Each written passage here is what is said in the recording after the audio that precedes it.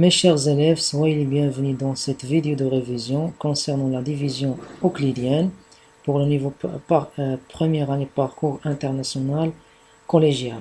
La division euclidienne ou la division entière doit son nom au savant grec Euclide et qui est la base de l'arithmétique. Alors, on va commencer par situation qui est la distribution équitable.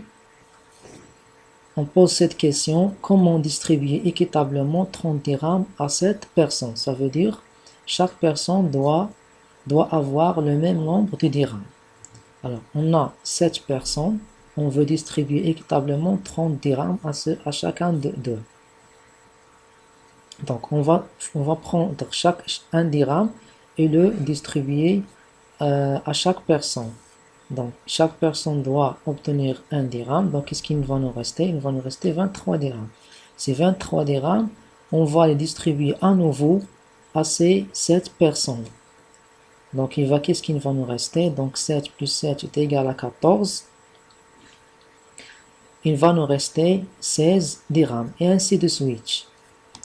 Jusqu'à la quatrième opération. Donc, on a combien? On a épuisé 28 dirhams. Qu'est-ce qu'il nous reste? Il nous reste 2 dirhams. On ne peut pas les distribuer à ces 7 personnes.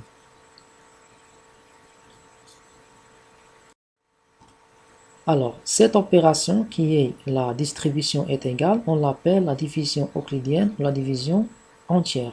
On peut écrire cette opération. 30 est égal à 7 fois 4 plus 2. Alors, 30, on l'appelle le dividende, 7 le diviseur, 4 le quotient et 2 et le reste. On peut écrire aussi 30 est égal à 7 fois 1 plus 23, 30 est égal à 7 fois 2 plus 16 et 30 est égal à 7 fois 3 plus 9. Toutes ces égalités sont exactes mais ne correspondent pas à une division euclidienne. Celle-ci consistant à épuiser les dirhams entre toutes les personnes. La division ne sera complète que lorsque le nombre de dirhams restants sera inférieur au nombre de personnes. Prenons cet exemple. Quel est le reste de la division euclidienne de 25 par 4? On va prendre 25 divisé sur 4. Comme on a vu dans le problème de la distribution équitable, donc si on veut par exemple distribuer 25 dirhams à 4 personnes, donc on peut donner à chaque personne par exemple 5 dirhams, donc 5 fois 4 est égal à 20, donc il va nous rester 5 dirhams, on peut la partager sur ces 4 personnes. On peut donner 3.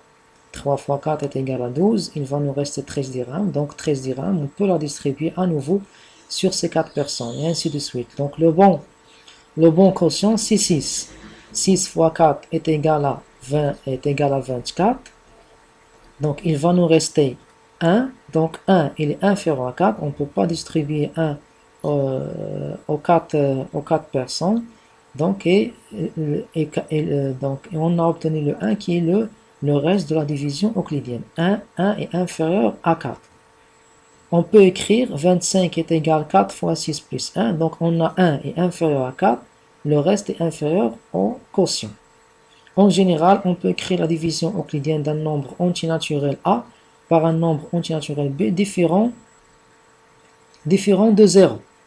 A est égal à B fois Q plus R avec R inférieur à Q et le reste inférieur au quotient. Alors on va terminer par un exercice qu'il est souhaitable de le faire pour maîtriser toutes les notions qu'on vient de voir.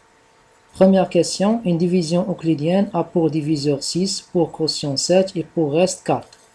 Complétez l'égalité suivante. Son dividende est. Effectue les divisions euclidiennes suivantes puis traduire chaque division par l'égalité correspondante. 726 divisé par 31. 937 divisé par 45. 4017 divisé par 13. 3095 divisé par 19.